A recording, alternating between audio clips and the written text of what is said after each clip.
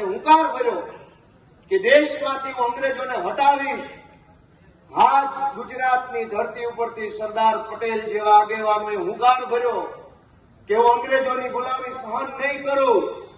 પણ દોસ્તો, આપણે આપણા આત્માને પૂછવું પડશે કે જે ગુજરાતની ધરતી ઉપર ગાંધી અને સરદાર હુંકાર ભરે અને અંગ્રેજોને ભગાવે, એ ગુજરાતની ધરતીનો આજનો યુવાન શું આ ભાજપને નહીં ભગાડી શકે? આ ભાજપની તાનાશાહી નહીં હટાવી શકે? શું ગુજરાતનો યુવાન ગાંધીના રસ્તે નથી?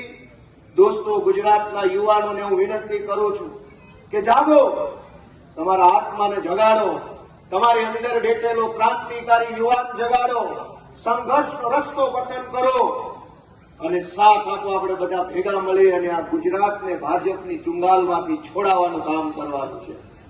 મિત્રો, અનેક બાબતો છે જે કહી શકાય. તમે જુઓ,